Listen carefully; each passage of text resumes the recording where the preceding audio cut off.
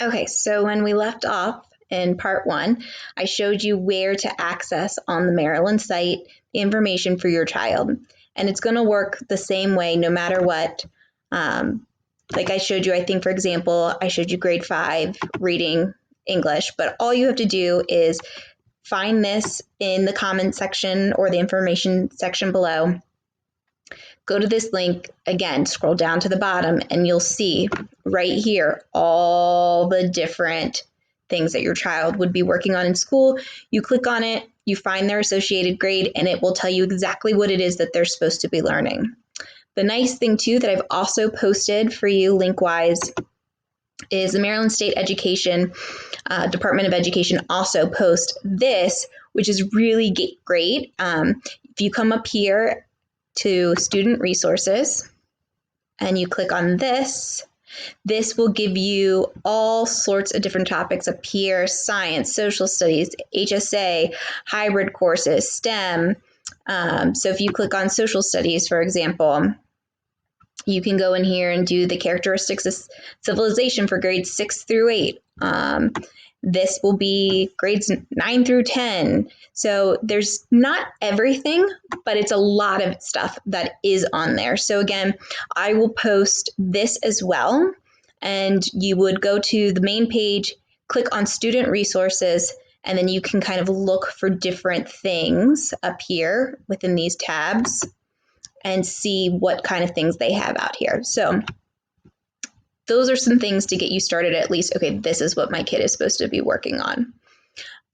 Some other things too, just so that you were aware, it's because I know some of you have reached out about online learning opportunities. The state of Maryland does approve some online learning. It does not approve all. Some of you may have heard of something called a Connections Academy. A lot of it's like a free online public school. Well, the state of Maryland has not yet approved that. So, but if you're willing to pay money, and which I don't know that I would say do yet. We don't know where we are with everything that's happening. But if you did want to pay money, let's say your child is really working towards a college or trying to get into something and you don't want to fall behind, there is a list, which I will post this as well, that list all of the different courses.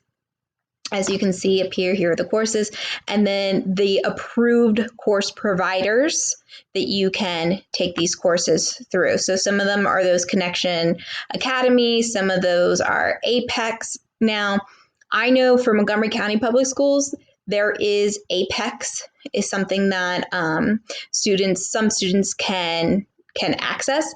I'm not sure about other Maryland counties, but some of the different counties will have access to online courses. So don't be surprised if that might be something that ends up being talked about as more information comes out. But I will post this. As you can see, there's kind of an infinite list here of courses. But this is kind of for my high school friends who are looking potentially for college reasons they don't want to get off track. But I would hold off on this if I had to give a suggestion, but I wanted you to just know that there is this list. There is such a list. There is online learning opportunities. Some can be really expensive. Some are more reasonable. So I will post this list so you at least have access to it going forward. All right, so this is kind of the basic of where you can find Maryland curriculum standards of what your child is supposed to be doing. Again, it's this fun little website here, which I will post, which is the College and Career Ready Standards, which is essentially curriculum and what your student is supposed to be working on. Then there's some of this Blackboard education learning that's going on, some different resources, and then some online things that I'll post for you. The next video I'm going to kind of shift gears and I'm going to show you where to then, once you know what your child's supposed to be working on, where you can go and get some of this information so that you can access worksheets and different things to provide your child with the information necessary to be on target with the curriculum. And then I will have another video that will also address what to do if you are a guardian or a parent who has a special needs child and how to access their curriculum as well. All right. Thanks, guys.